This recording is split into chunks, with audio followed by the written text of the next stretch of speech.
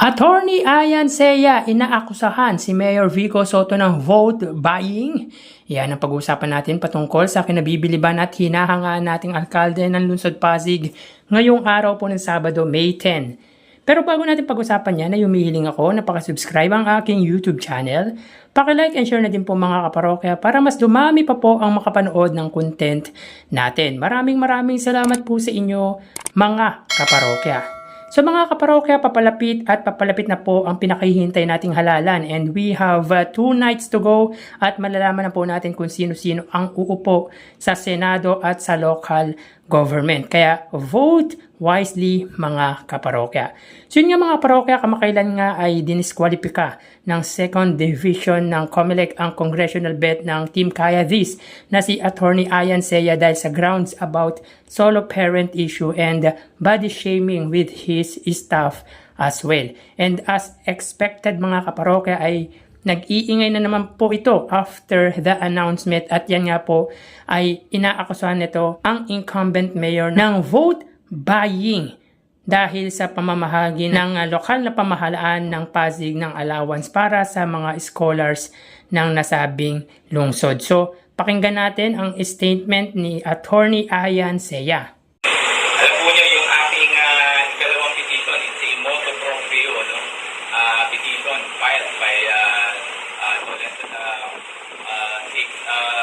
task force po ng COMELEC. In the last 3 days po, no, nag-release po ng allowances para po sa mga sinasabing scholars ng aming city government. No? So, nananawagan din po tayo sa COMELEC na tignan po ito. Kasi ito po ang talagang malinaw po na violation po ng ating election law. Kasi nagagamit po ang pondo ng gobyerno to induce or sway the candidates, the voters to vote for or against a candidate. So, ngayon, may sinasabi po sila na meron daw pong exemption. Pero under COMELEC Resolution number 11104, malinaw naman po doon, let me quote, meron po dalawang section, no? Ang relevant po sa discussion.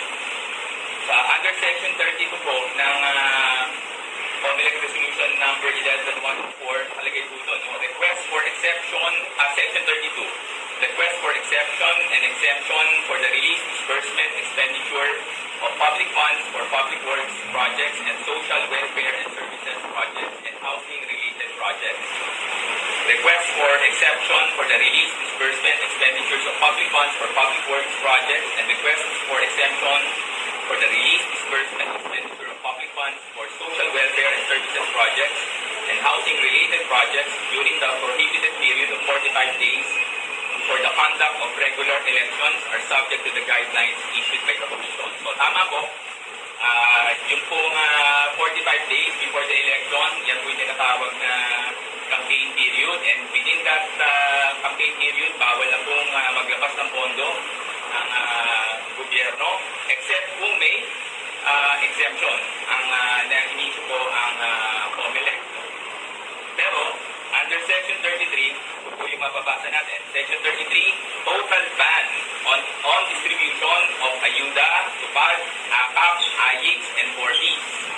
Notwithstanding any provisions to the contrary, so yung pong Section 32, kahit daw po merong Section 32, granting exception, sabi po, notwithstanding any provisions to the contrary, the giving and distribution of ayuda, tupad, AKAP, AYIX, and 4Ps shall be totally prohibited within a period of 10 days before elections and on election day, except, dalawa lang po exception, medical and burial assistance, which are normally given to qualified individuals.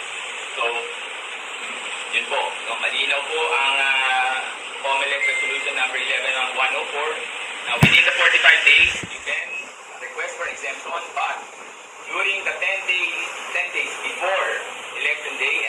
So yun nga mga kaparokya, after the decision of COMELEC na i-disqualify ang abogado na si Attorney Ayan Seya at yan nga po ay nag-iingay na po siya ngayon mga kaparokya. Kumbaga, naghahanap na po ng damay mga kaparokya dahil siguro dala na rin po ng frustration ito sa desisyon po ng COMELEC. Anyways, ayon sa kanya ay nilabag daw po ng pamahalaan ni Mayor Vico Soto ang di umano'y election code section 32 at 33 kung saan ipinagbabawal na maglabas po ng public funds ang gobyerno within 45 days. Tulad ng tupad, ayuda, AKAP at 4Ps. Saan ba pwedeng pumasok dito ang allowance for the scholarship ng lokal na pamahalaan dahil wala naman po sa binanggit ng abogado. Anyways, hindi naman po siguro gagawin ng Pasig government ang maglabas ng pondo without the consent po ng Commission on Election. Siguro may exemption regarding dyan at malamang naman ay sinangguni muna ng pamahalaang lungsod sa kanilang legal counsel ang patungkol dito. Ngayon mga kaparokya, pati ba naman ang allowance ng mga estudyante ay napupolitika. Talagang hinahanapan po ng butas ang butihing mayor ng mga kalaban nito sa pangunguna po ng silent mayoralty candidate na si Curly Discayas. Mga kaparokya, tahimik lang po ang asawa ni Sara Discaya pero ito po talaga ang magko-conduct as mayor once na manalo po ang kanyang asawa. Anyway mga kaparokya, wala naman pong pag-asang manalo ang asawa nito na si Sara Discaya. Ang ingay ni attorney mga kaparokya, palibasa nakikita niya na wala na talagang pag-asa ang kanyang kandidatura at naghahanap na lang po ng maidadamay. Sa ginagawa nito mga kaparok ni attorney Ayan Sea, lalo niyang pinapapangit ang imahe niya bilang isang politician at isang abogado. Dapat move on na, mas mainam na manahimik na lang kaysa mag-ingay pa. Mayor Vico Soto is a political science graduate and he knows also the Philippine laws. Kumbaga pinag-aralan at pinag-isipan niya muna bago niya gawin ang mga bagay-bagay. Masyadong desperado ang galawan ng kalaban mga kaparokya, partikular nga po ni Atty. Ayan Sea, ang attack dog po ng Team Discaya. Dahil kung ano-ano na pong issue ang pinupukol nito sa butihing mayor. Kaya di talaga dapat iluklok ang mga taong mapanira dahil walang gagawin yan kapag nakaupo na. Kaya vote Giting ng Pasig. Vote straight Giting ng Pasig. So hanggang dito na lang po tayo mga parokya. Magsingat po tayo. Thank you and God bless.